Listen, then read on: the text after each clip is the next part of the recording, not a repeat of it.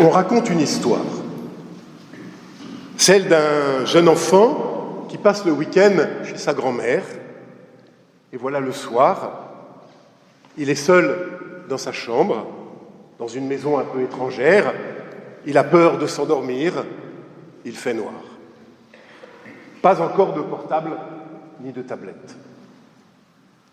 Alors il appelle sa grand-mère qui est dans la pièce à côté. « Mamie, parle-moi. » « J'ai peur, » lui dit-il. « À quoi cela te servirait-il » répond la grand-mère, « puisque tu ne me vois pas. »« Mamie, il fait moins noir lorsque tu parles, » répond l'enfant. « Il fait moins noir lorsque tu parles. » Oui, il fait moins nuit lorsque quelqu'un parle. Lorsqu'une parole vient pour éclairer nos nuits, éclairer nos routes. Ainsi, en amont de la vie, en amont de toute vie, il y a une parole de vie. Un appel à être, par-delà et malgré les ténèbres. Un appel à vivre. Oui, au commencement était une parole, mais pas n'importe quelle parole, une parole de vie, une parole d'appel à être, pour toi, pour moi, pour nous.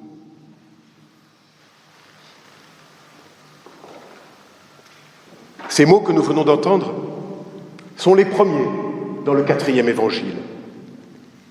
Et vous l'avez remarqué, dans le 4e évangile, pas de crèche, pas d'étable, pas de berger ni de mage, rien de ce qui fait nos contes d'enfants, pas de belles histoires, ni même d'étoiles dans la nuit, mais une parole, un chant dans la nuit de nos vies. Je dis un chant parce que ces premiers versets de Jean ne ressemblent pas à ce que nous avons l'habitude de lire dans nos évangiles. Pas de récit, pas de parabole, pas d'enseignement, mais un chant, une hymne, un poème. Tout commence chez Jean par un poème, une hymne, un chant dans la nuit.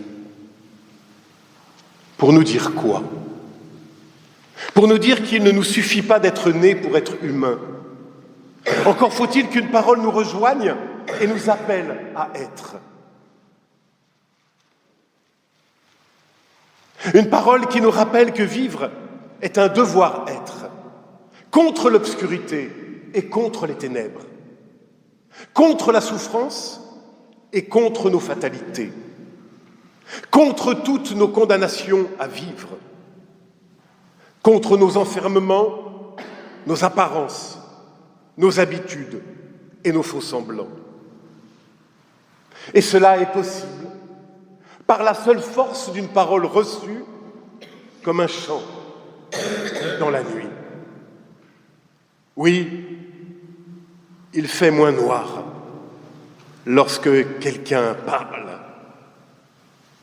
Et la parole vient pour éclairer nos nuits, éclairer nos routes, car cette parole est lumière.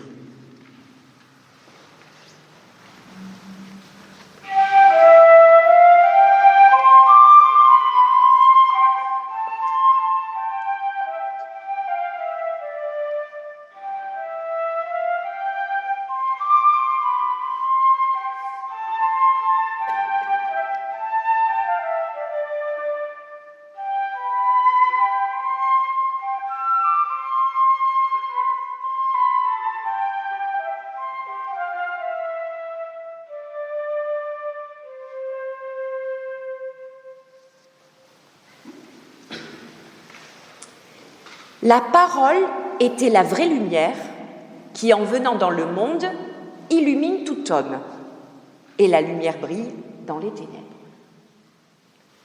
Nous savons combien les ténèbres peuvent assombrir nos vies. Ténèbres de la solitude, de l'angoisse, de l'incertitude, de la maladie. Chez Jean, les ténèbres sont l'inconnaissance ou l'incompréhension.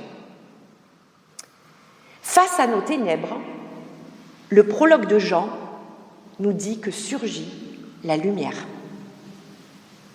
Vous le savez, la lumière permet de se repérer, de nous éclairer, d'éclairer les autres et de vivre.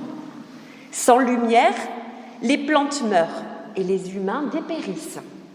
Sans lumière, nous sommes dans l'obscurité qui nous paralyse. Mais attention, la lumière des évangiles n'est pas celle qui surgit quand nous appuyons sur l'interrupteur de notre chambre. Elle ne dévoile pas tout, elle n'éclaire pas tout, les recoins de nos incertitudes. Elle ne vient pas s'immiscer partout et tout le temps.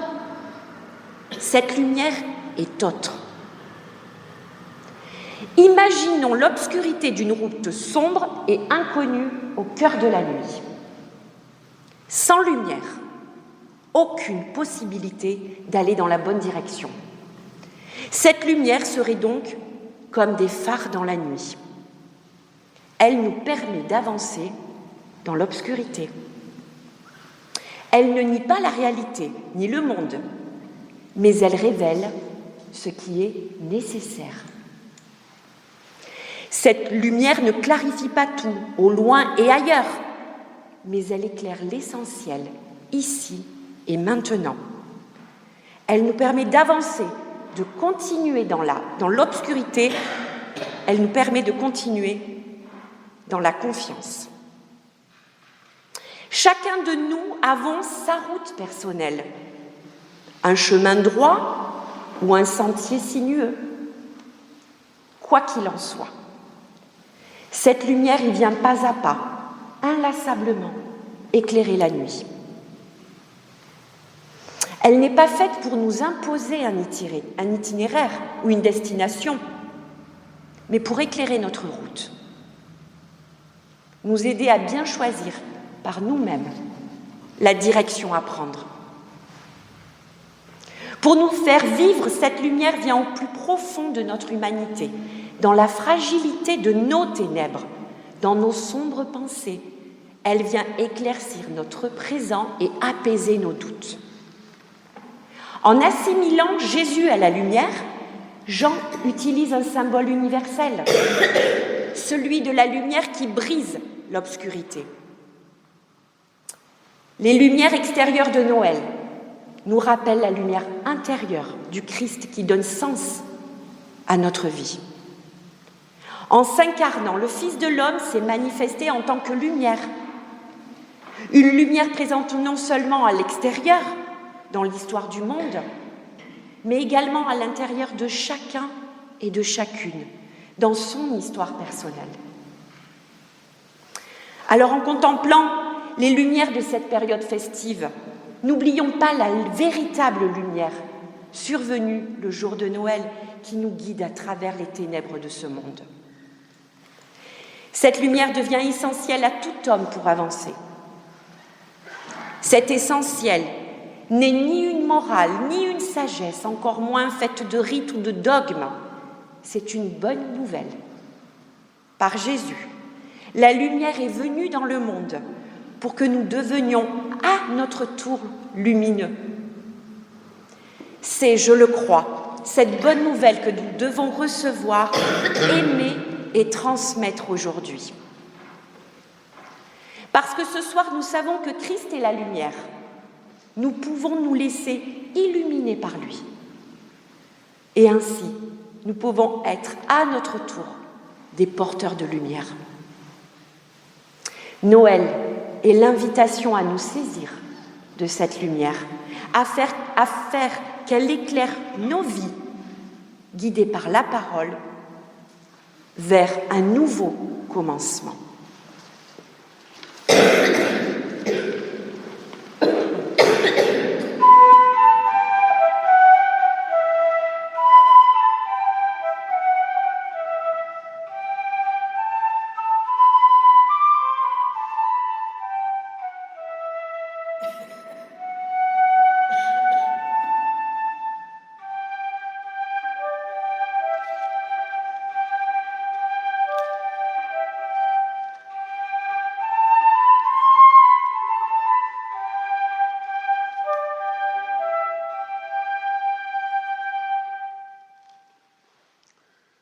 Et la parole s'est faite chair, et elle a habité parmi nous.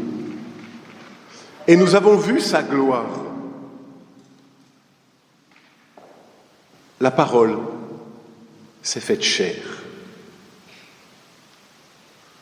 Nous sommes parfois tellement habitués à ces formules que nous ne mesurons peut-être pas la folie de ces mots. Le grec dit littéralement « la parole s'est faite chair et elle a planté sa tente parmi nous ». Voilà que le divin, la parole divine, cette lumière, cette parole qui nous éclaire et qui nous appelle, fait encore davantage. Elle plante sa tente parmi nous, au milieu de nous, davantage même au-dedans de chacune et de chacun d'entre nous. Elle vient s'inviter, et comme s'immiscer dans un corps fragile, au tréfonds de cette humanité faite de tripes et de boyaux, dans cette chair dont nous ne mesurons vraiment la merveille que lorsqu'elle nous fait défaut et se dérègle. Mais mesurons-nous l'incroyable de ces mots ? La parole s'est faite chair. Cela implique, comme le dit admirablement Maurice Bollet, je le cite, que la divine douceur est charnelle, elle est du corps. Elle ne passe pas en idées, en discours, en décisions, en état d'âme.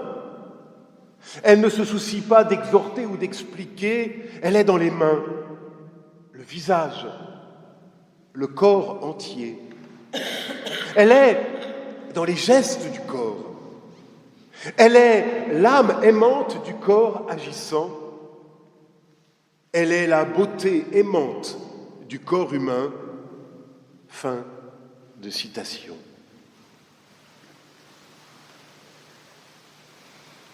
Et en préparant avec Mathilde, nous nous disions, mais comme il est paradoxal que le christianisme ait été si longtemps compris comme la religion de la haine du corps, alors qu'elle est la religion qui se rencontre dans le corps.